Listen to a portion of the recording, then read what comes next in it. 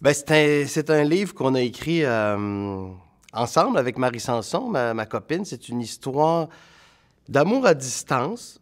Ça fait 4 ans qu'on est ensemble, séparés, et ça commençait à être difficile.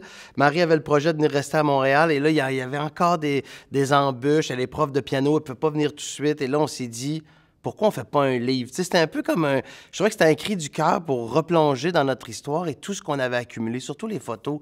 On avait beaucoup de belles photos, puis je me disais, un Parisien qui veut découvrir Montréal, parce que Marie, elle a ses lunettes roses quand elle vient à Montréal, elle aime les ratons laveurs, elle aime les écureuils. Elle m'a amené à l'Oratoire Saint-Joseph, j'étais jamais allé. Et j'ai fait la même chose avec elle sur Paris, parce qu'en 2016, j'ai eu la chance de faire un Québécois à Paris, une série sur les 20 arrondissements. Et donc, j'aime ça surprendre Marie. J'ai fait découvrir sa ville, ça fait prétentieux, mais j'ai fait découvrir les bons plans, les petits squares. C'est vraiment... Et là, on a mis ça ensemble, des bonnes adresses, avec une histoire d'amour, des petites histoires qui donnent envie, qui inspirent, je l'espère, Parisiens et Montréalais, ou plutôt Québécois et Français, parce qu'on peut élargir un peu. On est même allé aux baleines une fois. Les grands clichés sont dans le livre aussi, les chiens de traîneau. Donc, il y a un peu tout ça dans nos traversées.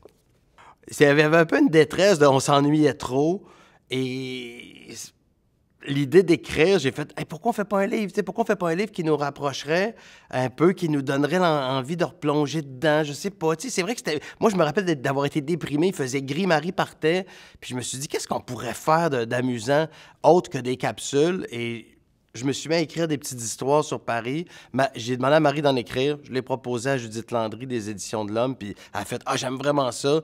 Puis on dirait que ça nous a redonné. Ça fait du bien quand on te dit, bon, ben là, allez, écrivez votre histoire. Fait que c'est comme si ça nous avait permis de gagner du temps, parce que Marie a le projet de venir s'établir à Montréal. Bon, il y a eu la pandémie, mais bref, l'idée, c'était, je pense, c'était vraiment, on avait besoin de se raconter, puis d'aller chercher l'adrénaline, de partager avec les lecteurs quelque chose. Là. Tu sais, quand t'écris, t'as envie de... Justement, on a envie de partager, puis ça fait du bien. Non, là-dessus, c'est vrai, c'est peut-être narcissique, mais moi, j'avais envie justement de... Je me disais, Marie, elle est le fun, elle a un beau talent, elle est pétillante, donc c'était plus...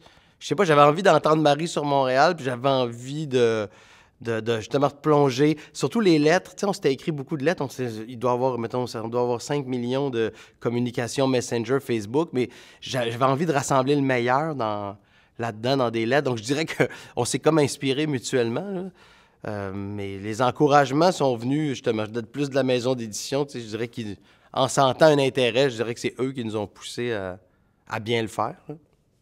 Vous vous êtes rencontrés comment? Et probablement la question qu'on nous pose le plus souvent. C'était en 2015 en Normandie. J'animais Benoît à la plage, une série télé sur la chaîne Évasion qui avait pour sujet les côtes et stations balnéaires françaises.